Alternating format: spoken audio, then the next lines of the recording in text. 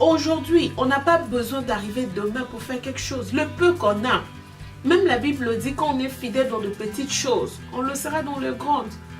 Quand vous commencez petit, un jour vous deviendrez grand. Quand vous apprenez à dire « je t'aime aujourd'hui », demain vous allez dire « je t'aime » des milliers de fois parce que vous avez commencé quelque part. N'attendez pas demain pour prouver que vous aimez réellement. N'attendez pas demain pour aider. N'attendez pas demain pour apporter quelque chose dans la vie de ces enfants, dans la vie de ceux-là qui ont besoin de vous, dans la vie des démunis, dans la vie des veuves, dans la vie de tous ceux-là qui ont besoin de votre affection, de votre amour, de votre façon d'aimer.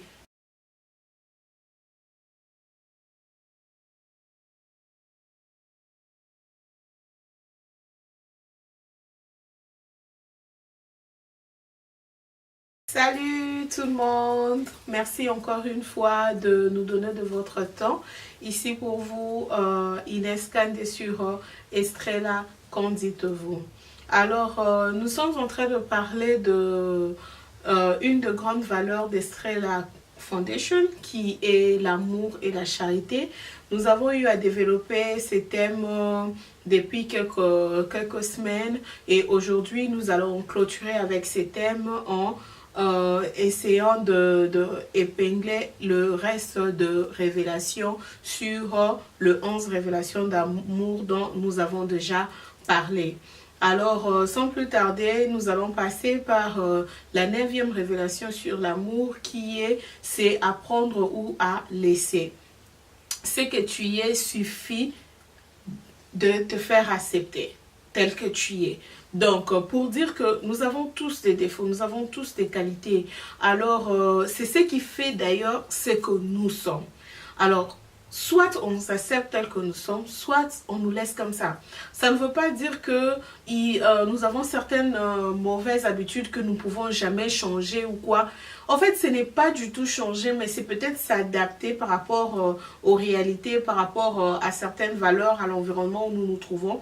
Nous essayons de nous adapter pour ne pas nuire aux autres, pour ne pas nuire à ceux-là que nous aimons. Alors, on essaye seulement de s'adapter, mais ça ne change pas qui nous sommes en réalité. Et nous ne sommes pas non plus obligés de faire ce que nous ne voulons pas. Parce que en réalité, avant tout, il y a d'abord la volonté.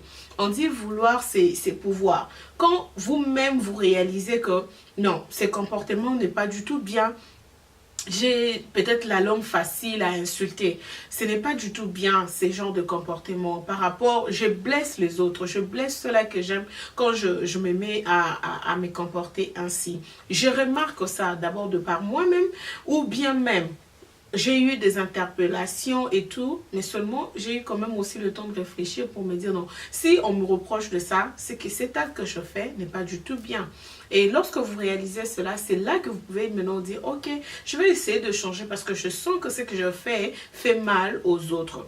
À ce moment-là, c'est autre chose. C'est autre chose, c'est juste une adaptation de vous que vous essayez pour mieux vivre dans la société, pour mieux vivre avec ceux-là qui vous entourent. C'est totalement différent de lorsque on vous demande de changer. Par exemple, quand vous êtes quelqu'un de calme, et vous êtes dans un environnement où vous avez un ami ou une amie qui vous dit « Non, pourquoi tu es tout le temps calme? Moi, je n'aime pas quand tu es calme. Moi, je n'aime pas des gens calmes et tout et tout. » À ce moment-là, on te pousse à changer qui tu y es en réalité pour devenir quelqu'un d'autre que tu n'es pas. Et parfois par amour, parfois juste pour faire plaisir aux autres, on essaye de faire semblant de devenir une personne qu'on n'est pas en réalité. Et ça, je vous assure que c'est une vie difficile à mener, faire semblant de ce qu'on n'est pas. C'est très difficile. Parce que on sent toujours un vide, on est presque plus soi-même. Et on finira toujours par revenir, on finira toujours, c'est chasser les naturels, on finira toujours par revenir ce qu'on est, dès qu'on se sent en liberté, s'il faut appeler ça comme ça. Et dès qu'on est en dehors de cet environnement qui nous empêche d'être nous, on sent quand même qu'on respire, on sent qu'on retrouve la vraie personne que nous sommes. Parce que faire semblant, ça étouffe. Ça étouffe réellement. Alors qu'il y a ces manipulateurs, il y a ces personnes qui sont là juste pour manipuler les autres en cherchant à transformer ces autres à devenir de la manière dont eux veulent ou elles veulent. Ce qui n'est pas du tout bien parce que on fait mal à l'autre, comme j'ai toujours dit. L'autre essaye de s'adapter, essaye de devenir une personne qu'il ou qu'elle n'est pas. Et ça rend malade. Ça, c'est comme si on ne vivait pas, au fait. On vivait pour quelqu'un d'autre ou sous une peau d'une autre personne qu'on n'est pas. Alors, nous-mêmes, nous ne sommes pas parfaits, mais nous devons quand même nous accepter tels que nous sommes. Tu es de courte taille, tu es de grande taille, tu es, je sais pas moi, maigre, tu es ceci. Commençons d'abord par nous accepter nous-mêmes. C'est ce qu'on a dit au départ, l'amour propre. S'accepter soi-même. À ce moment-là, vous ne voyez plus ça comme un défaut. Je suis de courte taille ou je suis, je sais pas moi quoi. Vous ne voyez plus ça comme défaut parce que c'est ce qui fait votre personne. C'est ce qui fait qui vous êtes en réalité. Et la personne qui se sent intéressée par vous va vous accepter tel que vous êtes parce que ça c'est vous, cette personne qu'on voit, ça c'est vous. Alors demandez à une telle personne de devenir peut-être plus mince que ce qu'elle est ou plus grasse que ce qu'elle est. C'est chercher à transformer cette personne-là en une personne qu'elle n'est pas en réalité. Et ça pousse la même personne à se sentir mal. Ça pousse la même personne à se sentir sous-estimée, à perdre confiance en elle-même. Pourquoi ? Parce que vous avez votre standard, soi-disant, de personnes que vous aimez. Si c'est le cas, adressez-vous à ces gens-là directement. Si vous trouvez que, oh, moi, j'aime, par exemple, ceux-là qui parlent couramment français, sans faute, vraiment là. Allez chercher ces personnes qui parlent comme ça, au lieu d'aller trouver une personne qui se débrouille à améliorer sa langue et tout, à apprendre autant qu'elle pourra. Et vous venez vers elle. Et vous lui demandez de faire des efforts. Vous lui demandez de devenir la personne que vous voulez. Et parfois, vous ne laissez même pas le temps à cette personne-là. Et vous voulez la transformer d'un coup, qu'elle devienne à votre goût. C'est vraiment égoïste parce que ça, c'est c'est vraiment faire du mal à l'autre. On ne refuse pas que nous avons des défauts ou on a toujours des choses qu'on aimerait bien voir en la personne qu'on aime. Mais moi, je pense que savoir d'abord accepter une personne par rapport à ses défauts, c'est ça même l'amour. Parce que ce qui nous attire vers les autres, on a toujours quelque chose qui nous attire. Et cette histoire qui nous attire nous rend amoureux ou amoureuse de cette personne-là, ou nous permet d'aimer cette personne-là. Ce qui fait que l'amour que nous avons pour cette personne-là doit être plus fort que les défauts qu'a cette personne. Parce que nous-mêmes en soi, nous ne sommes pas parfaits. Alors pourquoi ne pas accepter les autres? Pourquoi ne pas accepter les autres? Ça, c'est vraiment un point très important que nous devons retenir en tout ce qui concerne l'amour et la charité. Même sur terrain, lorsque nous travaillons avec des enfants et tout, tous les enfants ne sont pas parfaits. Je vous jure que nous trouvons des genres d'enfants que parfois, pas facile à vivre avec. Pas facile parce que ces enfants ont eu une histoire. Et vous venez trouver ces enfants-là dans cet état-là. Mais on ne va pas dire que non, c'est bon, on ne prendra pas tel enfant, on ne va pas prendre ceci par rapport à son comportement, ou bien on ne va pas prendre tel enfant parce qu'il est court, ou bien parce que celui-ci il est trop gros, il va trop tomber malade, ou bien celui-ci... Non. D'abord, il y a l'amour. Et cet amour nous pousse de nous aimer les uns les autres. Cet amour nous pousse d'aimer ses enfants. On s'est dit, on les accepte d'abord.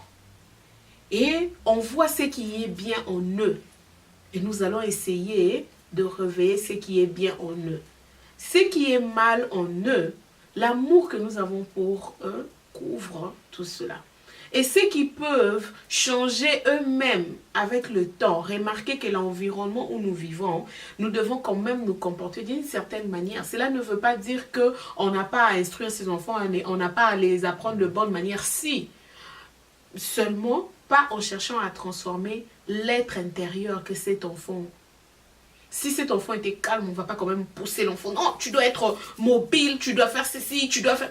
Non, si c'est vraiment ça sa nature, on va essayer de voir dans son calme là, quel genre de choses on peut donner à cet enfant. Bon, les enfants calmes, ils sont un peu beaucoup plus créatifs. Bon, le fait qu'ils sont créatifs, qu'est-ce qu'on peut lui donner ou leur donner pour qu'ils puissent enfin créer quelque chose dans leur calme là. Vous voyez que en une personne, il y a toujours quelque chose de bien qu'on peut toujours voir. Alors ne poussons pas les autres à changer pour nous faire plaisir et n'échangeons pas non plus ce que nous sommes en réalité pour faire plaisir aux autres pendant que nous souffrons au fond de nous. Parce que nous vivons sous une peau qui n'est pas la nôtre. Et c'est très dangereux parce qu'avec ça, on finira toujours par ressortir qui on est en réalité. Et c'est ces jours-là que peut-être vous allez haïr cette personne qui a voulu vous transformer. C'est ces jours-là que vous allez comprendre que non, non, non, cette personne n'a pas voulu de mon bien. Pourquoi faire semblant? Ça, c'est pas moi. Je fais semblant. C'est pas ce que je veux. C'est pas la vie que je veux. Mais j'essaie de vivre comme ça pour plaire à quelqu'un. Non. Essayez d'abord à vous plaire vous-même avant de plaire à quelqu'un d'autre. S'il faut changer, ça doit venir de vous, du plus profond de vous, comprendre que non, non, non, je pense que je dois faire ça. D'abord pour vous. Et quand vous décidez de faire quelque chose, vous allez voir que ça sera pour votre propre bien, pour votre propre bonheur. Je donne par exemple un exemple. Quelqu'un de forte masse et tout. Quand on lui dit, oh, tu sais, tu as une masse, ça dérange au fond. Ça dérange. Et on se sent parfois sous-estimé dans la société par rapport à ça. Parce que les autres parlent, les autres parlent. On sent ça, ça touche en fait le fond de la personne. Mais si cette personne-là se met à faire un régime, juste pour faire plaisir à la société, attendez-vous que ce régime va amener stress, dépression, parfois même maladie, parce que ce n'est pas en fait ce que la personne veut en réalité, mais la personne le fait pour plaire aux autres. Mais sinon, si la personne elle-même réalise que non, non, non, je dois perdre quand même un peu de culot par rapport à ma santé et tout, et ou bien moi-même je me dis, bah, je pense que j'aimerais bien ressembler à ça. Et la personne se met à faire un régime. À ce moment-là, vous allez voir même l'épanouissement. Vous allez voir même que cette personne se sent bien dans sa peau parce qu'elle a fait ce qu'elle voulait pour elle d'abord, pour son bonheur à elle. C'est de ça que nous parlons ici. Je répète encore, c'est à prendre ou à laisser. Soit on vous prend tel que vous êtes, soit on vous laisse tranquille dans votre coin. Ce que vous êtes suffit déjà pour vous faire accepter dans la société. Si la personne qui ne va pas vous accepter tel que vous êtes, sachez-le qu'il y a quelqu'un d'autre quelque part qui vous acceptera tel que vous êtes. Alors, faites-vous plaisir, aimez-vous tel que vous êtes. Ne changez pas pour les gens. La 10e révélation sur l'amour, nous disons les langages d'amour pour dire je t'aime et aime-moi. Qu'est-ce que nous voulons dire par là? Chacun de nous a un langage d'amour, une façon pour lui ou pour elle de montrer de l'amour et aussi une façon que les autres doivent apprendre à l'aimer. Il y a plusieurs langages d'amour, entre autres le toucher, entre autres le parole valorisante, il y en a les services rendus, il y en a plusieurs. Ça, je vous renvoie sur Internet, je crois que vous allez trouver les détails de tout ça pour ne pas aller plus loin. Alors, apprenons à comprendre ceux qui sont autour de nous. Apprenons à nous comprendre aussi d'abord nous-mêmes. Qu'est-ce qu'on appelle aimer quelqu'un? D'abord, posons-nous cette question. C'est quoi aimer quelqu'un? C'est quoi? Et comment je peux montrer aussi de l'amour aux autres? Pour moi, aimer, c'est aider. Pour moi, aimer, c'est être là pour les autres. Ça, c'est moi. Et c'est ainsi que je me sens très à l'aise dans ces domaines que j'exerce. Parce que dans ça, ma joie, mon bonheur, c'est voir les autres heureux puisque j'ai rendu un service quelconque. Et ça, c'est ma définition à moi. Chacun de nous a sa définition de ce qu'on appelle aimer. Pour bien comprendre cela, il faut d'abord faire un examen de soi-même. Essayer de réfléchir sur soi-même. Qu'est-ce que je peux faire quand je le fais? Je sens que je prouve de l'amour à quelqu'un. Mais cela ne suffit pas. Il faudrait aussi chercher à comprendre est-ce que cette personne comprend les messages que je donne en faisant ceci? Peut-être moi en aidant, peut-être en étant là pour cette personne, la personne n'arrive pas à comprendre que je l'ai fait par amour parce que pour moi, c'est une façon de prouver mon amour. Peut-être pour cette personne-là, ce n'est pas ça. Cette personne, pour elle, c'est peut-être si quelqu'un m'aime, cette personne doit par exemple me battre. Alors que ça, ce n'est pas votre nature. Vous voyez un peu la différence. D'où il faut toujours comprendre les autres, le langage d'amour qu'ils ont et comprendre aussi votre langage d'amour. Et essayer de partager aussi de temps en temps, causer pour voir qu'est-ce que l'autre entend par amour et qu'est-ce que vous entendez par amour. Vous voyez? Par exemple, les enfants avec qui nous travaillons, nous pensons qu'aider, c'est notre manière à nous de prouver de l'amour. La charité, c'est ce que le Christ nous a demandé de faire. Il nous a demandé de nous aimer, il nous a demandé de nous entraider. Et c'est ce que nous faisons pour prouver à ces enfants que nous les aimons de tout notre cœur. Nous nous sacrifions pour faire ce que nous sommes en train de faire pour eux. Certains d'entre eux comprendront un jour que non, ces gens, ils nous ont sincèrement aimés. Et il y en a d'autres qui ne comprendront pas. Il y en a d'autres pour eux, ils diront, oh non, c'était leur devoir. Oh non, bah, ils n'étaient pas obligés. Hein. Vous voyez un peu pourquoi? Pour ceux-là, ça ne signifie rien d'autre que ça. Vous voyez un peu? C'est comme ça que pour réussir à aimer les autres, pour réussir à être aimé, nous devons nous comprendre. C'est très important. Parce qu'à cause du langage d'amour, il y a quelqu'un qui est peut-être trop silencieux. Cette personne-là ne parle pas trop. Elle est plus calme de temps en temps. Mais cela ne veut pas dire qu'elle ne vous aime pas. Peut-être elle, sa façon d'aimer, c'est juste garder silence et vous regarder. Peut-être pour vous, non. Elle m'ignore ou quoi? Pourquoi elle ne fait que me regarder, elle ne me dit rien? Vous voyez un peu, une vraie incompréhension. Et parfois, même quand le vrai amour existe, on n'arrive pas à comprendre qu'il y a vraiment l'amour de ces côtés-là, puisque chacun a sa manière, sa définition, sa façon de comprendre l'amour. Alors, nous allons passer à la dernière révélation sur l'amour. La dernière révélation sur l'amour, nous disons, l'amour c'est aujourd'hui, pas demain. Aujourd'hui, s'il vous plaît, pas demain. N'attendons pas à dire je t'aime demain. N'attendons pas à prouver de l'amour aux autres demain. Rien ne nous empêche de le faire maintenant. Rien ne nous empêche de le faire maintenant. Et demain appartient à Dieu. On ne sait jamais. On ne sait jamais. Quand vous avez l'occasion, il faut le dire. Il faut le prouver. Il ne suffit pas seulement de dire je t'aime, mais il faut prouver que vous aimez réellement. L'amour égale sacrifice. Et c'est comme on dit toujours que l'amour n'existe pas, il n'existe que de preuves d'amour. Alors mettez-vous à prouver votre amour aux autres. Il y a certaines personnes pour aider, pour manifester de la charité, pour apporter leur donation, ils attendent de devenir des millionnaires pour le faire. Ils attendent de devenir des présidents de la République pour le faire. Alors que demain, nous ne savons pas.